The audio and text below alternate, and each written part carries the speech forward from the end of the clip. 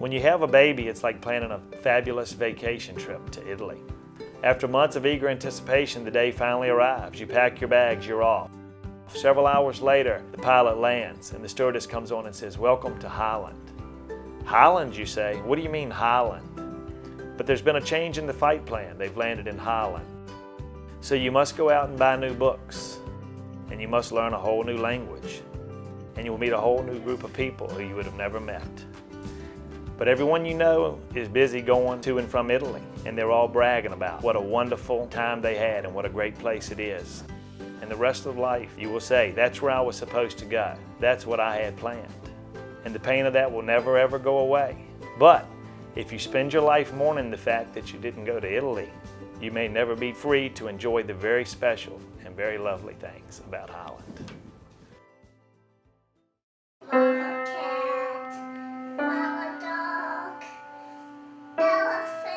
We first brought Janie home after the diagnosis. It was about 2 weeks later that they diagnosed her as having the most common form of dwarfism, achondroplasia.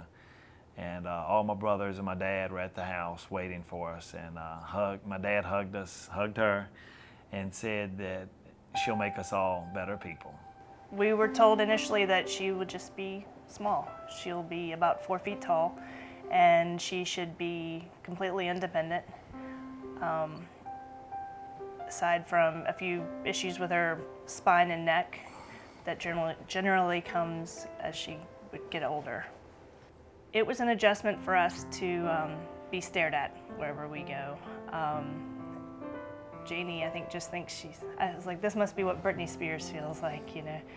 Initially, I was devastated because I thought she wouldn't be able to do dance and gymnastics and ride a horse and play soccer, but she's now doing all of those things. So we have a book for Janie that's titled "I'm Just Small, That's All," and she really likes the book.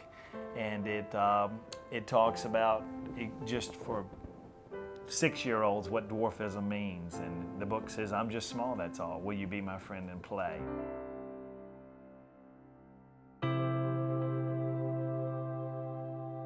Nine years ago, out of nowhere, I came down with a horrible and rare brain disorder called trigeminal neuralgia. Within the medical community, it's often called the worst pain known to mankind because it causes lightning-like strokes of pain within your face. And I was quickly just rendered helpless because of the pain, just experiencing attack upon attack.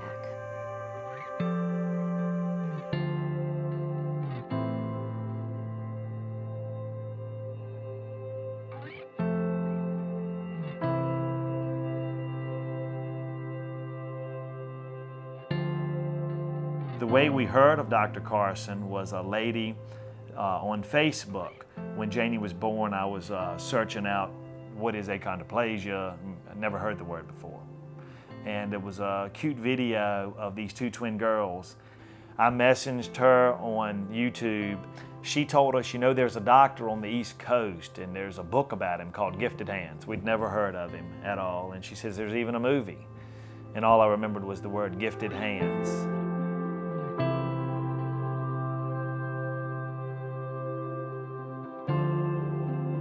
It got to be 6 months they couldn't get in with him. And then they got the news that Janie's head had grown like... about 3 centimeters in 2 weeks. In 2 weeks, and her head was getting really big. It was already off the chart.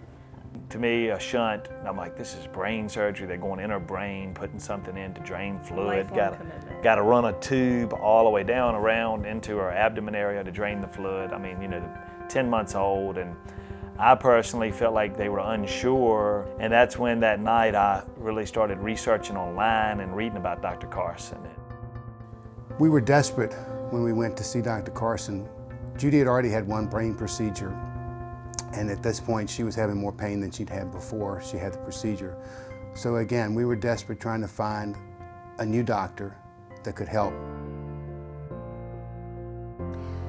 When we got into our appointment, first we spent a time with his head physician assistant, Carol James, and she spent over an hour doing a thorough examination on me and hearing our whole story. And when Dr. Carson came in, I thought he'd only stay for a few minutes. You know, I was very well aware that he was a world-renowned brain surgeon. And we were both shocked. He came into the room unhurried, an approach that very relaxed. He came and sat down with us and was eager to hear our story, not trying to get to the next appointment, but eager to hear our story. It was Monday night, and by this time it was like midnight. I thought I really need to try to reach out to this Dr. Carson. I said, I'm going to do an email tonight. The reason this note comes to you today, filled with prayers by many, is we have an urgent situation on our hands. Dr. Carson wrote me back at 5:20 in the morning. Later we heard from his assistant, which Kristen considered hope. He wanted to speak with us. In disbelief, I called John at his office and said, "Get home right now, Dr. Carson is on the phone."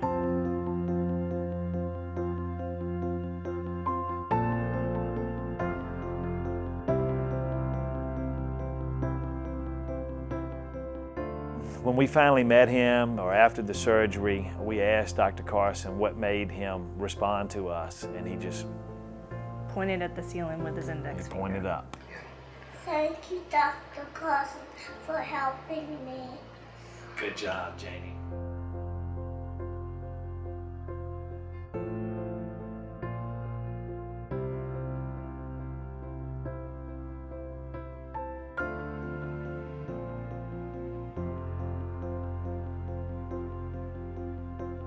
And Dr. Carson, on behalf of Judy and I, we want to thank you. We want to thank you for the significant impact you had on the quality of life for Judy.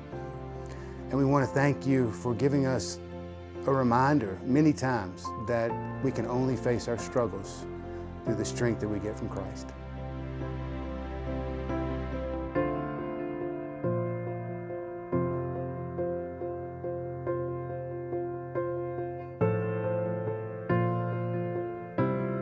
Never, ever, ever give up.